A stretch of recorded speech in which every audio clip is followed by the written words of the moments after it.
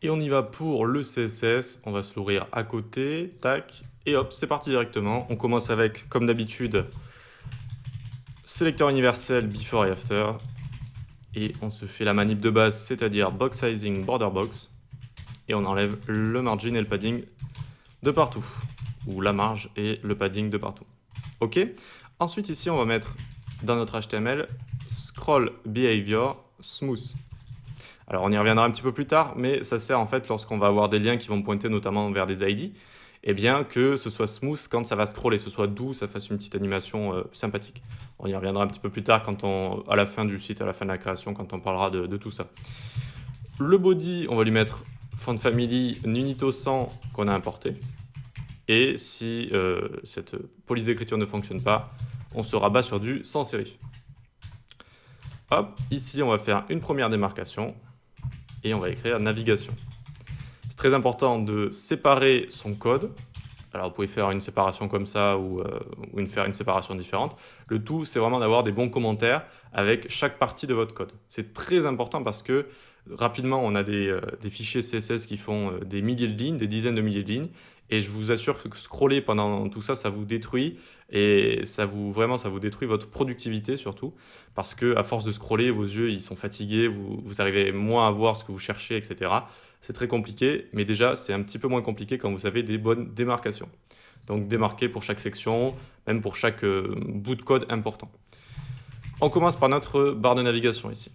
Hop, ça va être position fixed, ça va être fixé au plafond si vous voulez, position fixed. Ça va avoir une hauteur de 70 pixels et 100% de la largeur. Normal, nickel. Ensuite, on met un background hashtag 333 et on met un border bottom de 1 pixel.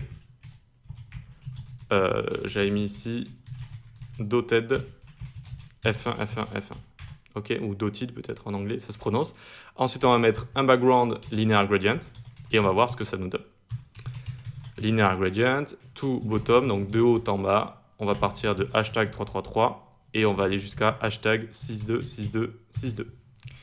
Ok, on regarde un petit peu, tac, ça nous donne 7 barres de navigation là, un peu comme ce qu'on a ici.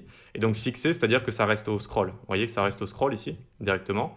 On n'a pas eu à la positionner plus que ça, vu qu'en fait elle est tout en haut de notre DOM, donc voilà, c'est là où on veut qu'elle soit au début. Nickel. Faut pas oublier que l'image va aller en dessous, du coup, si elle est en position fixed, elle va avoir un nouveau contexte d'empilement. Donc là, il y a l'image qui est en dessous. C'est à prendre en compte parce que certains pourraient penser que là, si on met l'image, elle va partir à partir de la navigation. Non, là, elle glisse en dessous, si vous voulez, l'image. Voilà. Pour les positions, c'est important. Donc, on continue. Tac, on va en dessous de notre navigation et on va prendre logo menu. Le logo du menu hamburger. Et on va lui mettre également une position fixed. Alors, pose fixed, tac. Il va être à top 10 pixels, lui, et à right 15 pixels. On lui met une width de 50 pixels.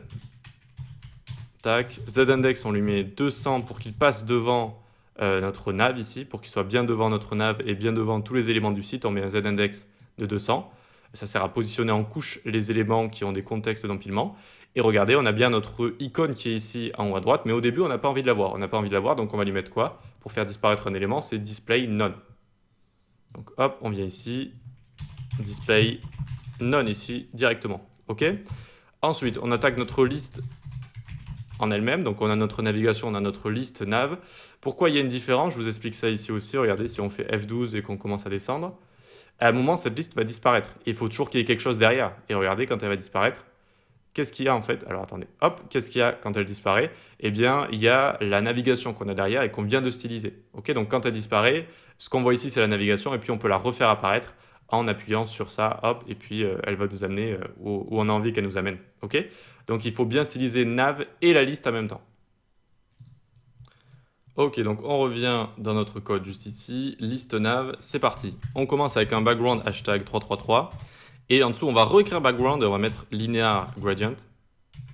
Linear gradient, tac, il me le propose. Alors, est-ce qu'on l'a fait au-dessus ou pas? Oui. En fait, background 333, c'est background color, et là, c'est background image, en fait. Et si, par mégarde, par exemple, si on utilise un très très vieux navigateur, eh bien, linear gradient n'est pas supporté, hop, ça va retomber sur background 333 ici. Voilà, c'est tout ce que ça veut dire. Donc, linear gradient ici, on va mettre exactement le même, vu qu'on a envie de faire la même chose. Donc, on vient le mettre juste ici, ok. On lui met la même hauteur de 70 pixels et une largeur de 100%. À l'intérieur, tous les éléments, on va display flex pour les mettre les uns à la suite des autres et justify content center pour les centrer sur X, le main axis X. List style type, on enlève les petits ronds qu'il y a de base avec des éléments de liste et on lui met également position fixed et on lui met un z-index de 100 pour qu'il passe également au-dessus des autres éléments, notre liste, qu'elle puisse passer au-dessus des éléments. Notamment, regardez, quand elle va passer ici au-dessus de nos éléments ici avec CSS Grid, ce sera toujours au-dessus en fait. Ce sera toujours au-dessus, même si les images ici, vous verrez qu'elles sont positionnées également. Donc il faut toujours que notre navigation reste au-dessus. C'est pour ça que je mets des z-index tout simplement. Voilà. Ok, z-index, nickel, très bien. On va pouvoir continuer juste en dessous. On va faire .item nav ici et on va display flex, align item center et justify content center ici. Donc là, c'est dans nos items de navigation directement. Donc en fait, ils sont là. Bon, pour l'instant, ils sont bleus. C'est des liens, c'est normal, mais ils sont parfaitement centrés sur Y, sur X. Voilà, c'est nickel. Tout est nickel ici. On peut continuer et on peut s'enlever cette couleur bleue qu'il y a de base avec les liens. Donc on fait .item nav A et on leur met un petit font size de 25 pixels. Une couleur blanche pour enlever la couleur de base des liens. Voilà. On enlève également la décoration qu'il y a de base. Text déco none, margin ensuite, 0 en haut en bas, 20 pixels à gauche et à droite. On descend un peu. Text align center. Pourquoi j'ai mis un text align center moi?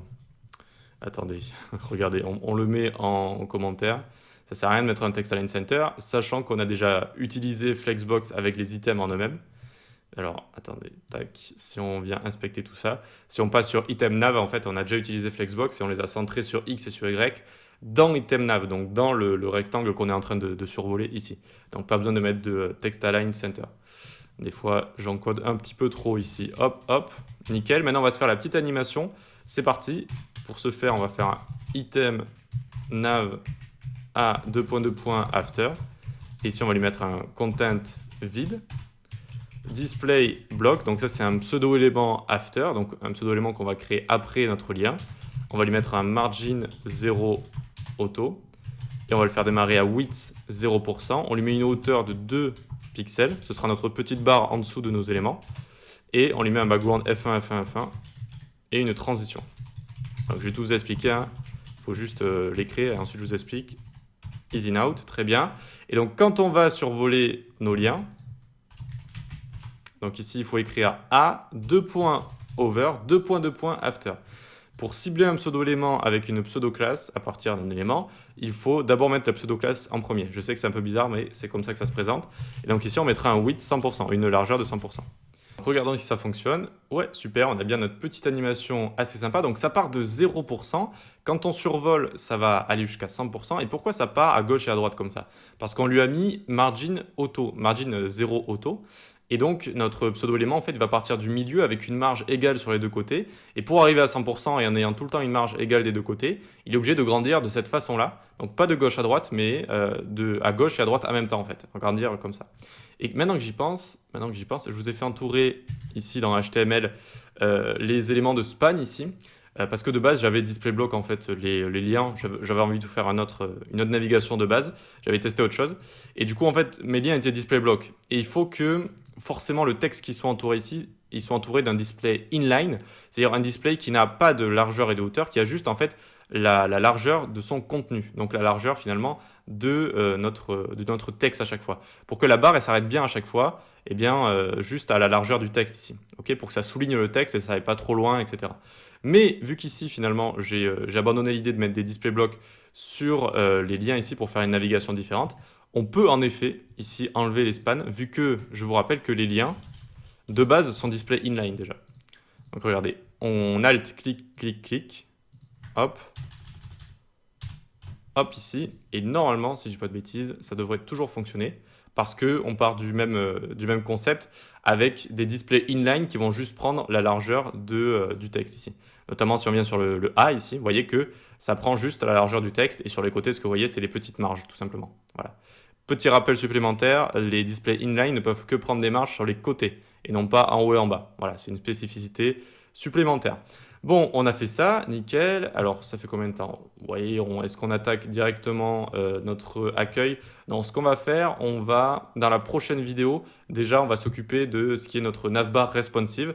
Donc, on fera apparaître notre petite icône ici, et puis on va créer notre navbar responsive dans la prochaine vidéo avant d'attaquer l'accueil qui est juste ici. Ok? Allez, à tout de suite.